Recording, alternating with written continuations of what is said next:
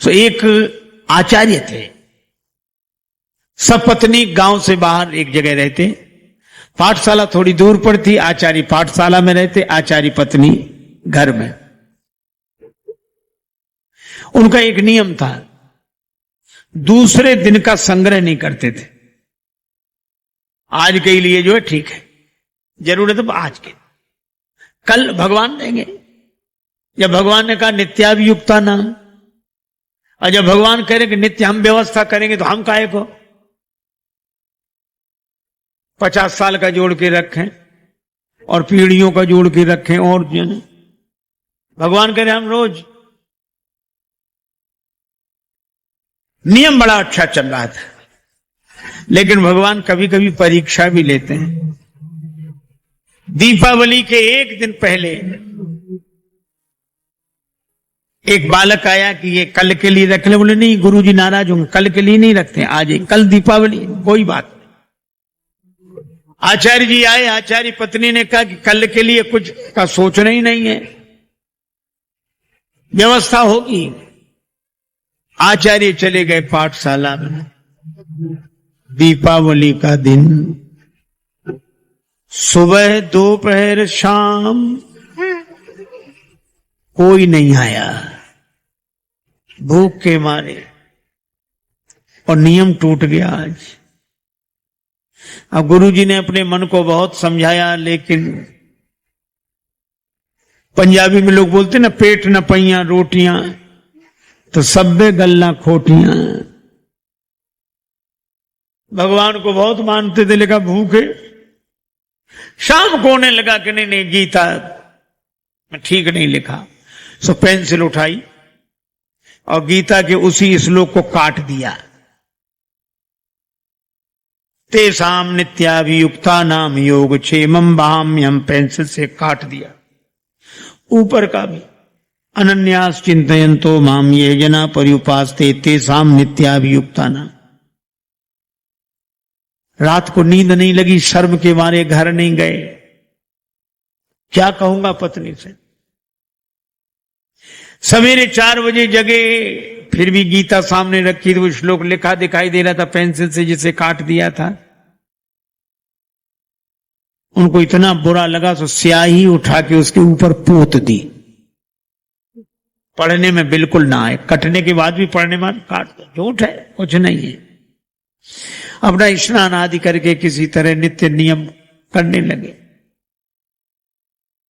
और उधर आचार्य पत्नी के पास सवेरे सवेरे एक बालक आया। एक बालक सिर पर गठरी रखे कह रहा था, मां दरवाजा खोलो, ये सामग्री भवन में रखो और मेरा मुंह देखो। आचार्य पत्नी ने दरवाजा खोला, देखा एक बालक सिर पे गठरी रखे खड़ा है, उसके शरीर पर निशान है, मुख काला है। बेटा तुम्हारी यह दशा किसने की? पोटली तो रखकर आचार्य पत्नी गोद में लेकर पूछने लगी, किसने की? दूर बसत मम गांव से गांव तुम्हारो, मुझे देर हो गई, मेरा गांव आपके गांव से दूर है, मैं आ नहीं पाया कल। और गुरुजी इतने नाराज हुए, भूखे रहे एक दिन गुरु, एक दिन भूखे रहे, भूखे रहे एक दिन गुरु, शिष्य पे सब रोष उतारो। शिष्य पर पूरा क्रोध उतारा। ये देख रही हूं निशान, साटन मार महा दुख दीनो, मुख कर दीनो कारो। ये मुझको मारा, मुख काला कर दिया। आचार्य पत्नी रोने लगी, बालक को गोद में बिठाया, बेटा गुरुजी वृद्ध हैं, शिकायत मत करना और मन में दुर्भाव मत रखना। आचार्य पत्नी ने उसका मुख धोया, काली माटी खिला पिलाकर प्रसन्न करके भेजा। और जब पोटली खोली बालक तो चला गया। पति की पोशाक पोटली में निहारी, प्रथम सारी जरतारी ही हरने लगी। तनसो विनीत भांति भांति की रसोई, तपत मनसो स्वपति की प्रतीक्षा करने लगी। आचार्य आए, देखा ये सब कौन लाया?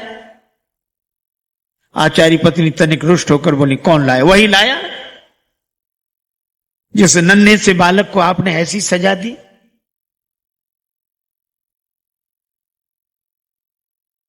दया नहीं लगी? उसके शरीर पे चोटों के निशान, उसका मुंह काला कर दिया। आचार्य जी बोले, मेरे पास तो कोई नहीं आया। आचार्य पत्नी बोली, मैं कोई झूठ बोलती हूं?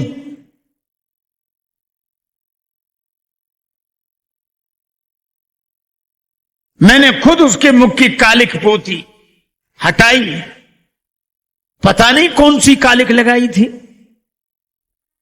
और उसके मुख की कालिमा तो दूर हुई, पर बड़ी मुश्किल से, और हमारे हाथ तक काले हो गए। और ऐसा कह के आचार्य पत्नी ने अपने दोनों हाथ आचार्य के सामने कर दिए, देखो ये कालिमा। और जब आचार्य पत्नी ने अपने दोनों हाथ उनके आचार्य के सामने रखे तो उस कालिमा में स्पष्ट लिखा दिखाई दे रहा था, अनन्यास चिंतयन्तो माम।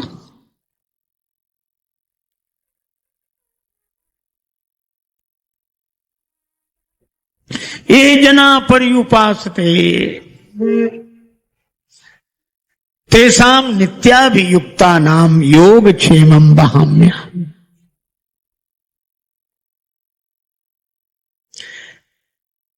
आचार्य जी बहुत भावुक हो गए।